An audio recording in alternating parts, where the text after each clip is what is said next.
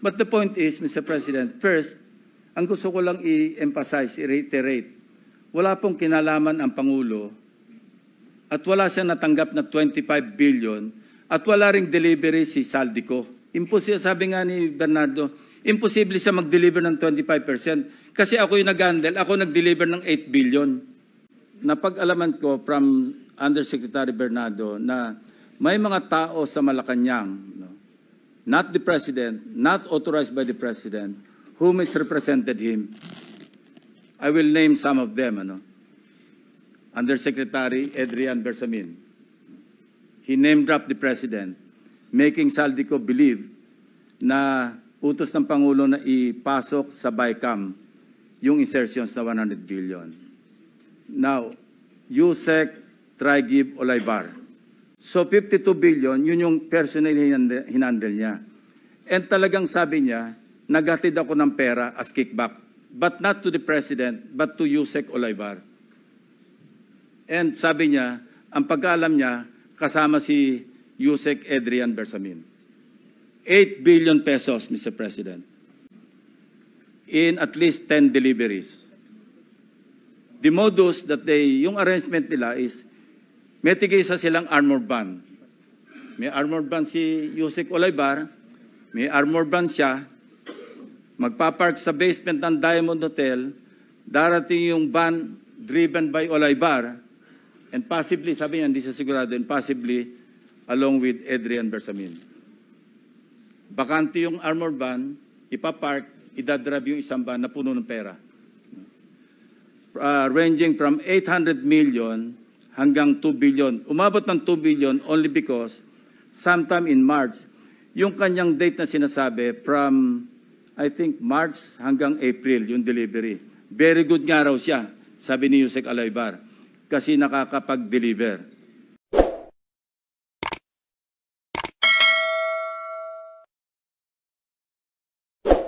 But, Mr. President, let me deviate a little, related din ito sa ating unused appropriations.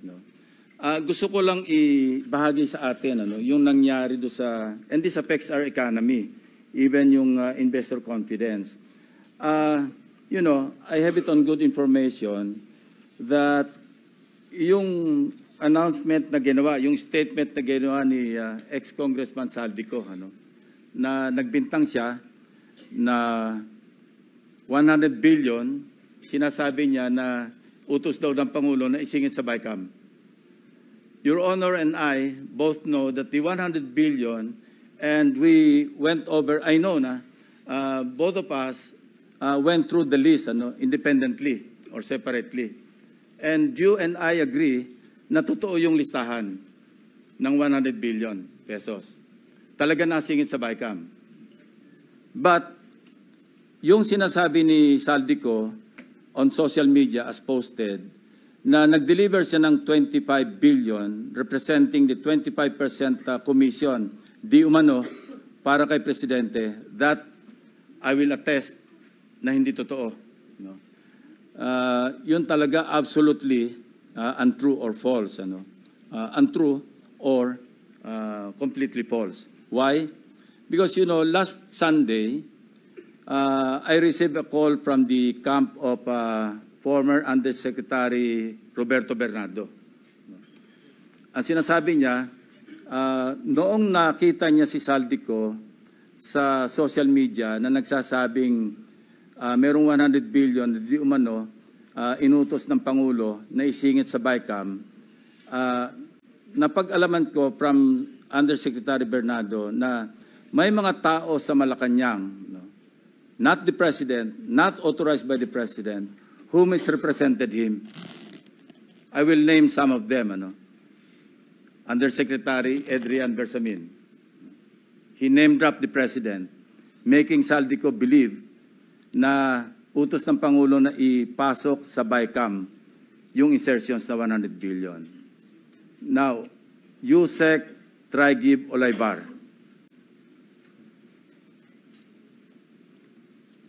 Other personalities. Anyway, regarding the 100 billion, binrake down, kasi nireview niyo yung kanyang notes, this is all related even to the appointment of Secretary Recto to be the Executive Secretary. As he is now the acting, I guess acting kasi hindi naman pwede magbigay ng ad interim appointment because Congress is not in recess, di ba? So, okay. Anyway, ang sabi niya sa akin, hindi po totoo yan, Mr. Senator. Kasi ang breakdown ng 100 billion, 81 billion, yun yung na-assign sa DPWH. Yung 29 billion, other agencies. Hindi niya alam. Out of the 81 billion or out of the 100 billion, yung sa 81 billion, 52 billion, siya ang personal na nag-handle. Ako po nag-handle nun. Nasa notes niya, ito yung kanyang table, binigyan niya ako ng kopya. 51.01, I think almost 52 billion. Anyway, so 52 billion, yun yung personal hinandle niya. And talagang sabi niya, naghatid ako ng pera as kickback. But not to the President, but to Yusek Olaybar. And sabi niya, ang pagkaalam niya, kasama si Yusek Adrian Bersamin. 8 billion pesos, Mr. President, in at least 10 deliveries. The modus that yung arrangement nila is, may tigisa silang armored van. May armored van si Yusek Olaybar, may armored van siya, magpapark sa basement ng Diamond Hotel, darating yung van driven by Olaybar, and possibly, sabi niya, hindi siya sigurado, and possibly, along with Adrian Bersamin. Bakante yung armored van, ipapark, idadrive yung isang van na puno ng pera. Ranging from 800 million hanggang 2 billion. Umabot ng 2 billion only because sometime in March, yung kanyang date na sinasabi from, I think, March hanggang April, yung delivery. Very good nga raw siya, sabi ni Yusek Olaybar, kasi nakakapag-deliver. Ang biggest kasi naipon, because March 11, natatandaan niya, inaapuran niya na si Undersecretary Olaybar, nakunin na kasi napupuno na at saka matagal na nakapark. Ang sabi niya, sabi ni Olaybar sa kanya, wag muna kasi magulo ngayon dahil inaaresto si dating Pangulong Duterte. So naipon yung laman ng van, sabi niya, mga 2 billion pesos. That was the single largest or biggest delivery that he made to Olaybar. Kung saan napunta, hindi natin alam. But personally, he knows or he knew that, kasi personally, nagpapalit sila, amounting to 8 billion pesos. 1 billion, he delivered to Secretary Bonoan. So that's 9 billion. Yung 8 billion was representative of 16% of the 81 billion. Or 82 billion. Ang usapan daw nila initially was 15%, Mr. President. Tumawad pa raw ng 1% si Olaybar, pero suspecha niya, natatawa raw siya dahil para sa sarili na lang ni Olaybar yung additional 1%. Kaya umabot siya ng 16%. 1 billion to Secretary Bonoan. Siya mismo nagbigay. So he was asking for my advice. Ang sabi ko sa kanya, can you put it in your own handwriting? And I'll see to it that it will reach the President. Isipan mo. But I took notes. When he was narrating what he was about to write down, I was taking notes together with my 2 lawyers. He was also with his lawyer. So, and that happened. The President received the handwritten narration. No? Ang sabi niya nga rito, eto, meron akong notes dito eh. Sabi niya, last quarter ng 2025, most likely during the last days of October or early November 2020, ano to? Last quarter. Yusek Trigib requested for list of projects. Siya nagpe-prepare eh. Of course, along with Yusek Cabral, kasi si Undersecretary Cabral naman, ang tinatas ni Secretary Bonoan, na mag-prepare ng listahan. Ito nga yung awkward, Mr. President, and we want to correct this. Ano? Bakit nauna yung funding, saka palang maghahanap ng items? Hindi po ba dapat may items nang galing sa RDC bago po podohan? complete with program report, complete with planning. Pero ito po, nauna pa yung pagpopondo, saka palang hahanapan ng items na ililista sa NEP. Remember, bukod pa po ito, dahil ito, GAA na ito BICAM na ito And mind you, even during the NEP, anyway, mamaya ko na itackle yun. Ito yung sinabi niya rito. No? Ito, sinabi niya na si Trigib Olaybar prevented him from disclosing details on the 52 billion to Secretary Bonoan. Ayaw pasabi raw, Mr. President. Tapos, sinabihan siya ni Yusek Trigib Olaybar na si Secretary Bonoan asked Executive Secretary Bersamin several times, sino ba magpapacilitate itong 52 billion? Of course, isasama sa BICAM, paano ito re-release? Sino magpapacilitate?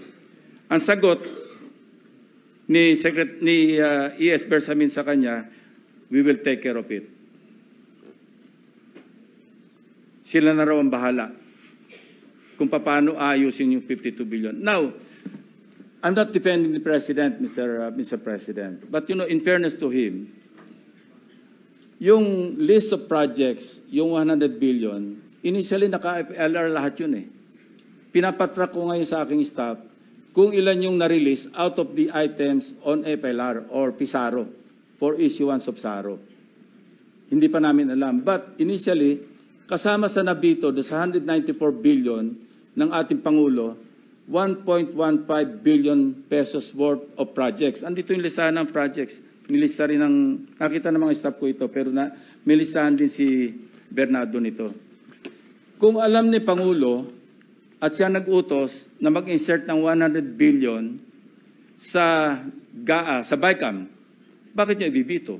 Yan din ang observation ni Your Honor, di ba? Sabi niyo rin, because you also examined.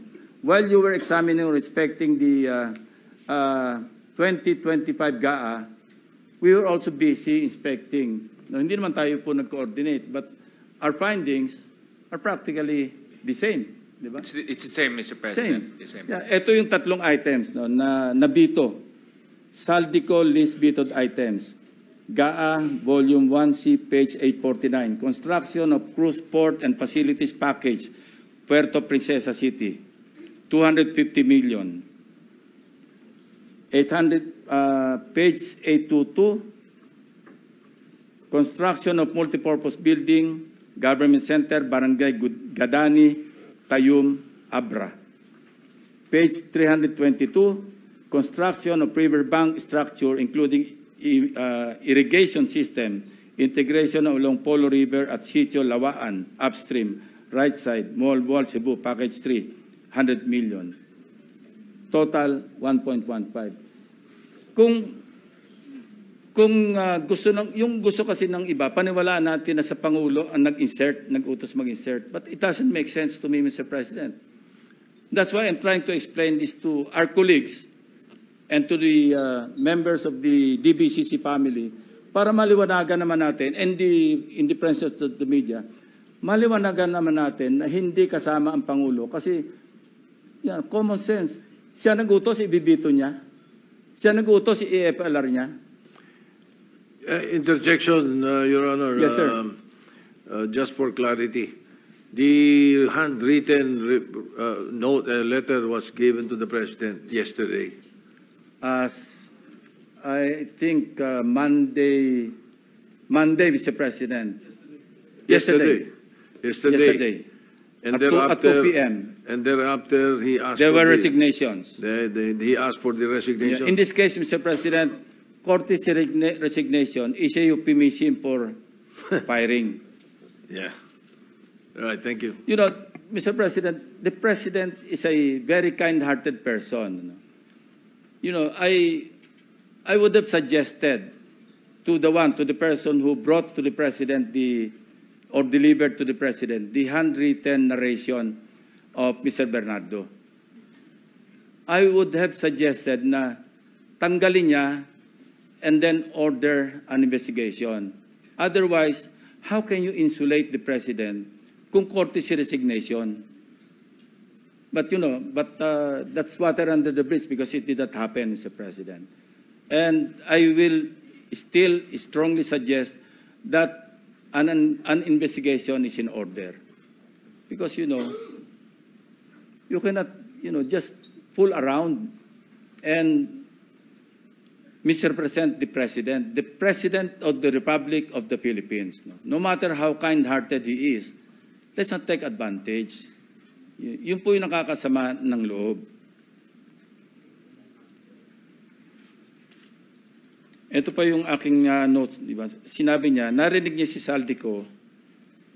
Ito, I heard Saldico's statement that he delivered 25 billion to President Marcos and Speaker Romualdez, representing the commitment for the 100 billion.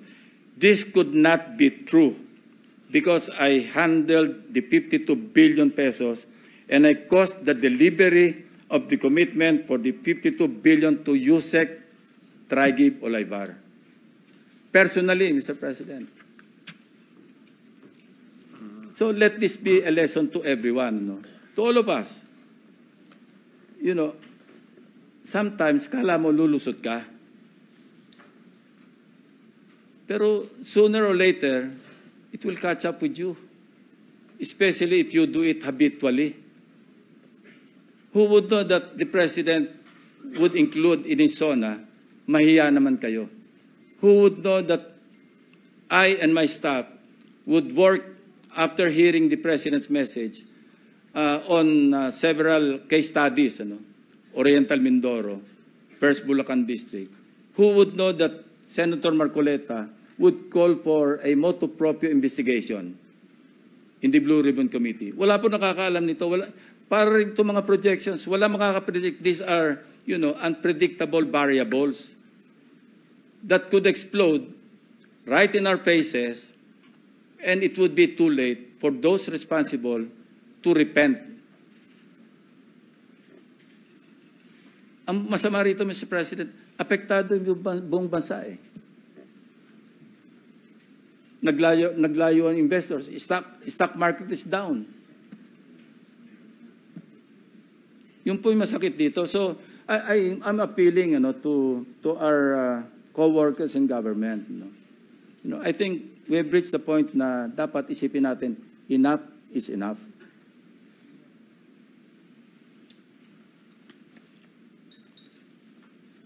I think I have made myself clear, Mr. President, that there are persons responsible. And ngayon, back to the NEP. I don't want to steer the proverbial hornet's nest. Pero ito pa yung isang practice. Alam nyo, sinabi ko na nga ito na, and I think the distinguished sponsor will agree with me, that the 2025 GAA is the most corrupt. Lagi natin sinasabi ito. And I would like to describe it as a national budget that is corrupt to the core, from start to finish. I have a document that I have also acquired.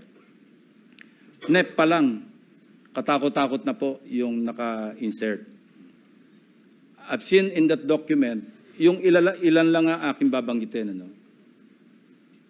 Secretary Bonoan, allocable ito, allocable, non-allocable.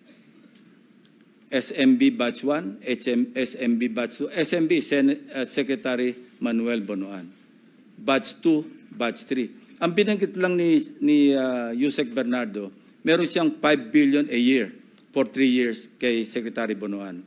Kaya nagkwenta kami ni Senator Kiko Pangilinan, di ba? Na 15 times 15 kasi 15%. That's 2.25 billion. I discovered in that document, aside from SMB, meron pang SMB Batch 1, I think 18.5 billion. Then there's another SMB Batch 2. Basta ang total, 25.5 billion. He's not even a legislator, Mr. President. And many more. Nakalagay, House leadership, 143.5 billion. Of course, we also learned from the hearings na sa NEP pa lang, pag napasok, may 10% eh. And that's new to us because hindi natin alam to eh. Nalaman lang natin to sa mga hearings eh. Now, 143.5 billion. Mag-advance ng 10%. Magkano nawala sa Kaban ng Bayan?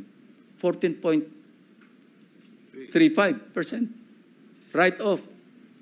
Nagagaling sa mga contractors. So why would the contractors advance that much kung hindi sila siguradong sila yung mangungontrata? It sucks, Mr. President, to think na ito yung nangyayari.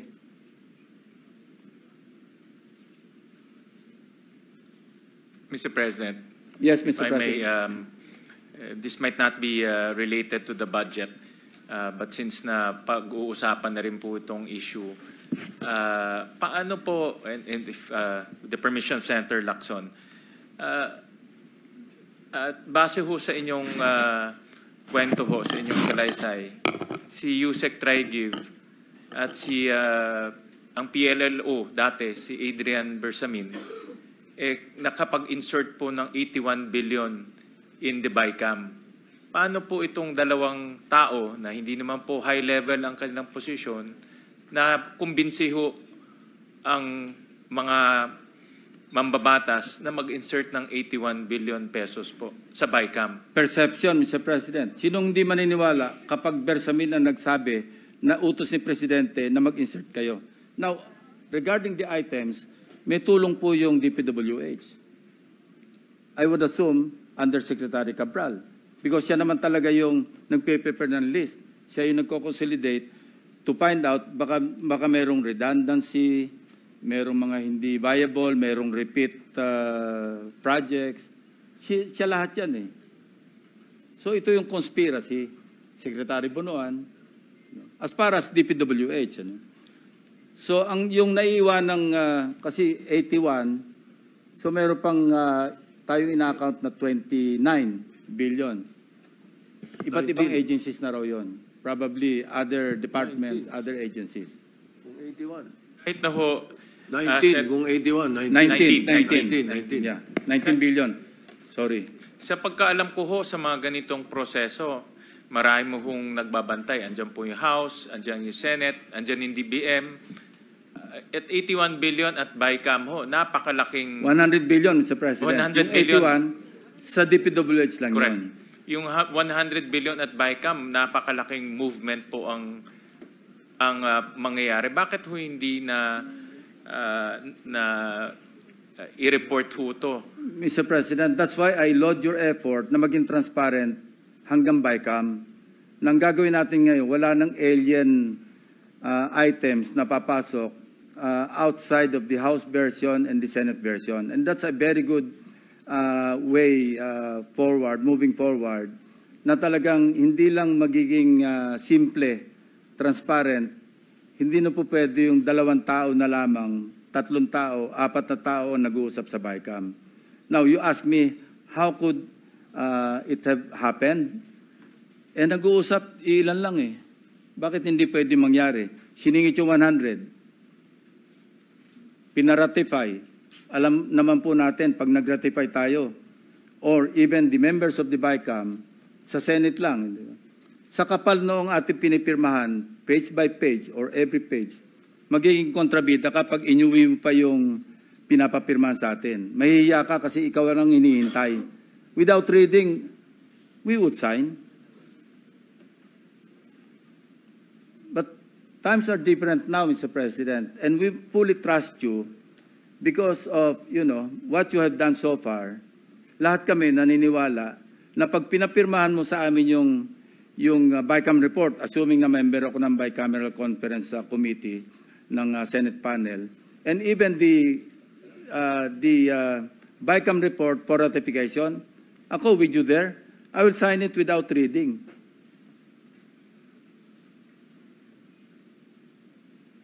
But the point is, Mr. President, first, ang gusto ko lang i-emphasize, i-reiterate, wala pong kinalaman ang Pangulo at wala siyang natanggap na 25 billion at wala ring delivery si Saldico. Imposible, sabi nga ni Bernardo, imposible siya mag-deliver ng 25% kasi ako yung nag-handle, ako nag-deliver ng 8 billion. Saan kukuha ng 25 billion si Saldico? Eh yung 81 billion, by the way, yung 29 billion kasi 81 minus 52, hindi ba? Yun daw, ang nag-asikaso rin noon, si Tragib Olaybar, along with Secretary Bunuan and the others, rumekta na sa mga kontraktor, rumekta na sa mga RD, rumekta na sa mga DE. Hindi na niya napakailaman. Ang nahandle niya lang daw, 52 billion pesos worth of projects ng DPWH.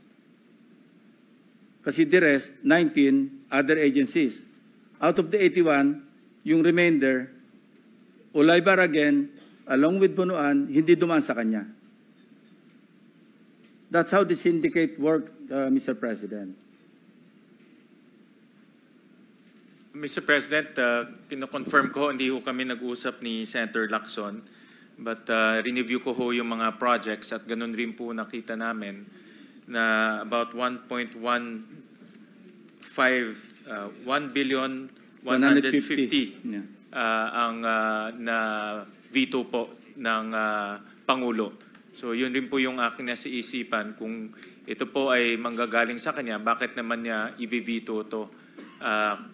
At nakita rin ho namin yung mga, may tinignan din ho yung mga list of contractors ho doon. Kasi na-identify ho yung mga contractors. Marami ho sa contractors ay kasali rin po doon sa mga maanumalyang flood control. Nakita ho namin na nandiyan po sila Alpha and Omega General Contractor, ito po yung Diskaya. Si Wawaw Builders, nandiyan rin po. Si Legacy Construction na pinatawag natin dito, QM Builders. So ang ibig sabihin nitong mga contractors na nakita natin sa flood control, present rin dito sa 81 billion worth of projects. So, well, thank you, Senator Lacson, for your very eagle-eyed analysis on this matter. At yan rin po yung aming pag-iingatan moving forward, lalo na pagdating sa BICAM. And I've mentioned this many times na hindi na ho tayo papayag doon sa mga alien na projects, meaning projects na wala po sa original proposal at bigyan nilang papasok sa BICAM. I mentioned this many times dahil unang-una hindi ho na pag-usapan yan at pangalawa, masisira po yung buong budget process. And then live stream. The BICAM, whether big or small, will be live stream. There will be no more small BICAM. It will be live stream, no, this budget. So Irene will no longer cry. And I hope this, you know, Alam ko. And I hope, Mr. President, what Senator Gatchalian has started can be sustained sana. Not only in the 2026 budget, sana all the way na. Kasi this is a painful lesson para sa atin lahat, Mr. President. You know, it pains me to see familiar names, some of them. The Executive Secretary is a good friend of mine, Mr. President. It pains me to mention his name.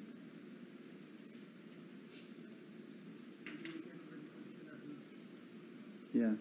Anyway, Mr. President, may I ask for a few minutes suspension? Natutuyo na naman yung lalamunan ko. Yes, sir. Okay, it's I will continue my interpellation na afterwards. Maybe if there's... just a few minutes, okay. Kung merong ibang colleagues who wants, among our colleagues who may want to well, take over based on first. the schedule, you're the last one to for Sa the DBCC. DBCC. Huh? Seven Rafi Tumbo is coming down. Okay.